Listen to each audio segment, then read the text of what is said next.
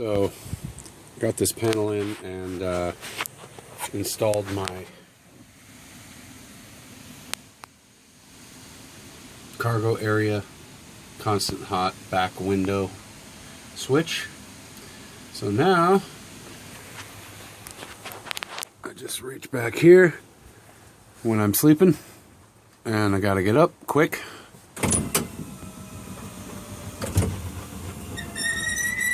Loving that. Thanks so much to Rad 4runner and also Brian89 of I Hate Mud and yodatech.com.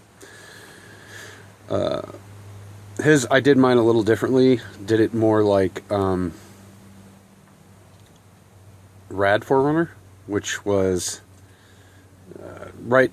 Actually, I did it different than both of them. I did it right here near this pocket because there's only so much play in that wiring. I didn't want to add wire on top of the connector and other portion that I already had. So now we have both. See if it'll adjust.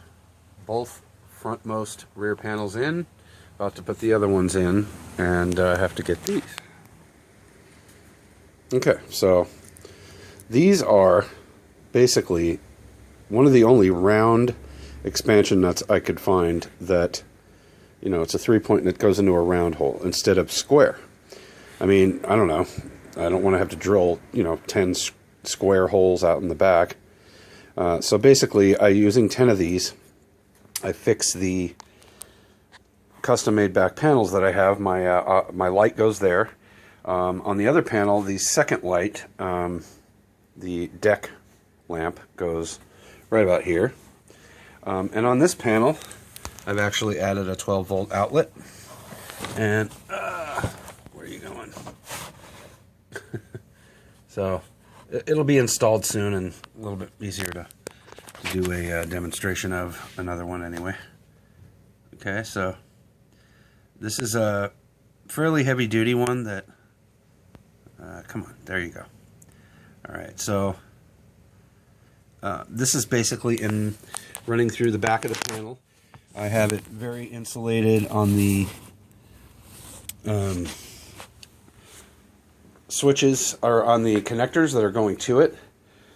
So even if they fall off, they're not going to zap on anything unless literally something goes up into the positive side. So basically I'll take that panel and bring it back here with me and line them all up. I can't quite recall exactly which ones they go into, but thought I'd share this because I hated those plastic crap panels that the Toyota 4runner originally came with. They're just junk. They do not work. And they don't work for anything but making noise, pretty much. Alright, so these holes right here, using number 2 screws and these, you could see they didn't damage them at all. They made their own little grooves in them already, but they expand really tight. And I've showed Red Death, Richard, and others that have come camping and stuff, you know, when we've gone on trips, that you can literally like shake the back of my truck on those panels, grabbing from the inside, you know, when the doors open. I have doors right here, as you could probably see, that what I just showed you, that lock in. So this one is going to go here, and some of these I have to literally, there's one of them, I believe it's this one right here, is not the same size. So there's going to be 1, 2, 3, 4, 5 holding this in. And at the base, the carpet and the couple things that I wedge in here at the bottom, you know, I rolled and nothing happened. So I'm finishing wrapping this up, but this is to my, I'm gonna, you know, heat shrink this and wrap it up, but these are to my 12-volt auxiliary plug in the back. It'll basically be right here. Okay, so this is now going to be tied up tight and pulled up out of the way. This is still laying down there, so that's going to be brought up and run in this harness here. And which is for the brake lights and all that. I mean, it'll run along it, not in it. I want to be able to get to it easy. Not that I plan on rolling again, but you know, it made it quite a bitch. Excuse my French, getting some of that stuff out. So as you can see here, to my DXI 6x9s, especially on the other side, I ran high quality copper. Come on, focus. High quality copper 12 gauge. Actually, these are 10, I believe, going to the speakers in the rear panel. So my 6x9 DXIs go in here as well, and on top of that, when they're mounted, like I said, I can rock the whole back of the truck, and it goes nowhere. So these pop right in. Okay, this one, I believe this one as well.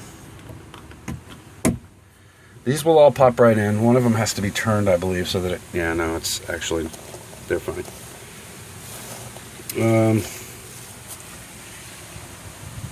So I just had 10 of these.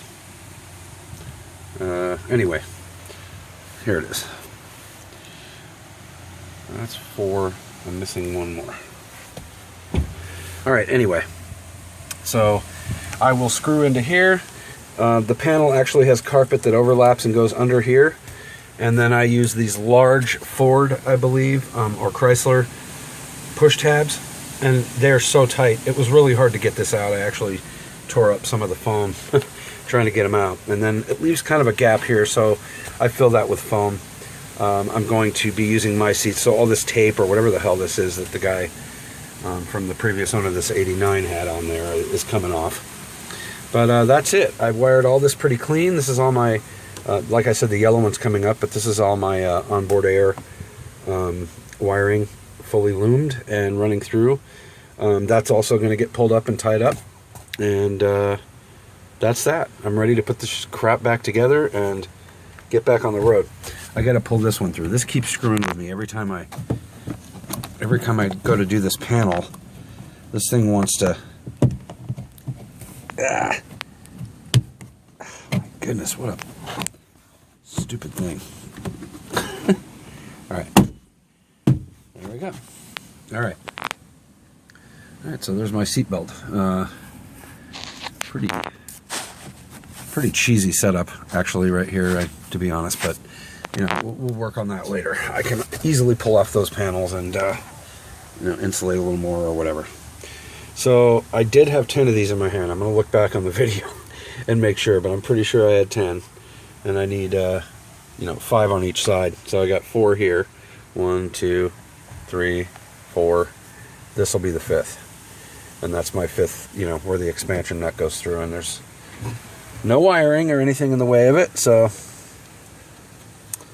it'll go right through and be clean and clear of that. All right, so that's that. I will update as soon as I get those in. This is my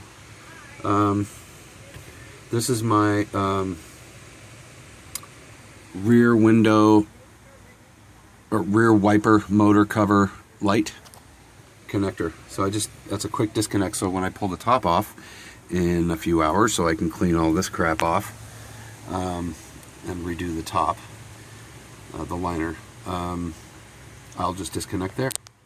So you can see I ran everything really cleanly on this side for the extra dome lights, and for my switch, which I really love, man. I'm very stoked on that. And again, I appreciate that to Rad 4runner and Brian's 89.